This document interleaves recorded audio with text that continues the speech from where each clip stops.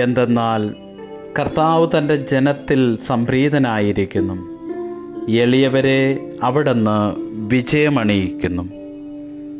സങ്കീർത്തനങ്ങളുടെ പുസ്തകം 149 അധ്യായം 4 വാക്യം.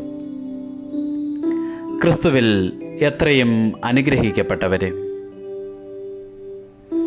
എളിയവരെ ഉയർത്തുന്ന തമ്പുരാൻ്റെ ചിത്രമാണ് വചനം വരച്ചു കാണിക്കുക.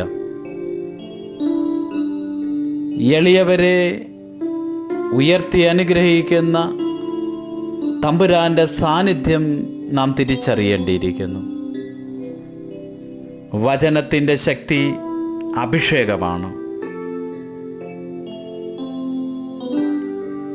ദൈവം തൻ്റെ ജനത്തിൽ സംപ്രീതനാകുന്നത് അവിടുത്തെ കൽപ്പനകൾ പാലിക്കുമ്പോഴാണ്.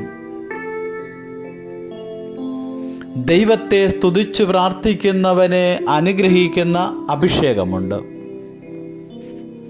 ദൈവത്തിൻ്റെ സാന്നിധ്യം തിരിച്ചറിയുന്ന ഓരോ വ്യക്തിയെയും അവിടുന്ന് അഭിഷേകം ചെയ്യുന്നു. എളിയവരെ ഉയർത്തിയ തമ്പുരാൻ വചനത്തിലൂടെ അത് വ്യക്തമാക്കുന്നുണ്ട്. പരിശുദ്ധമ്മ അത് പറയുന്നുണ്ട് തൻ്റെ സ്തോത്രഗീതത്തിൽ. എളിയവരെ അവിടുന്ന് ഉയർത്തുന്നു.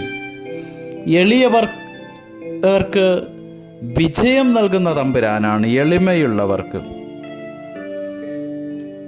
കർത്താവിൻ്റെ മുമ്പിൽ എളിയവരായിരിക്കുവാൻ നാം തയ്യാറാകണം. അഹങ്കാരം തിന്മയുടേതാണെന്ന് തിരിച്ചറിയുമ്പോൾ എളിയവനാകുവാൻ നാം പരിശ്രമിക്കേണ്ടിയിരിക്കുന്നു. പാപം വെടിഞ്ഞ് പുണ്യത്തിലേക്ക് നയിക്കുവാനുള്ള കൃപയാണ് എളിമയുടെ അവസ്ഥ.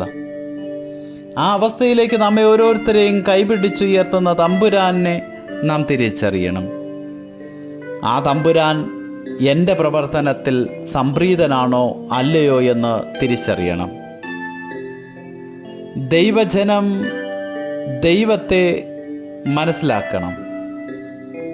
ദൈവത്തിൻ്റെ ശക്തിയെയും അവിടുത്തെ പ്രവർത്തനങ്ങളെയും ഉൾക്കൊള്ളണം. എങ്കിൽ എന്നെ കേൾക്കുന്ന പ്രിയ സഹോദര സഹോദരി, ഈ പ്രഭാതത്തിൽ തമ്പുരാൻ്റെ അനുഗ്രഹം നാം സ്വന്തമാക്കണം. ആ അനുഗ്രഹം നമ്മുടെ ജീവിതത്തിന് ഒരഭിഷേകമായി മാറുവാൻ നമുക്ക് ആഗ്രഹിക്കാം, പ്രാർത്ഥിക്കാം. ഓ കാരുണ്യവാനായ തമ്പുരാനെ, എളിയവരെ വിജയകിരീടമണിയിക്കുന്ന സ്നേഹ സാന്നിധ്യമേ, എളിമയുടെ വഴിയിലൂടെ ഒരു എളിയ ജീവിതം നയിക്കുവാൻ ഞങ്ങളെയും ശക്തിപ്പെടുത്തണമേ. ഞങ്ങളുടെ ഓരോ പ്രവർത്തനങ്ങളിലും അങ്ങ് സംപ്രീതനാകത്തക്ക വിധത്തിൽ പ്രവർത്തിക്കുവാൻ വേണ്ട കൃപാവരം ഞങ്ങൾക്ക് നൽകണമേ. ആമേൻ.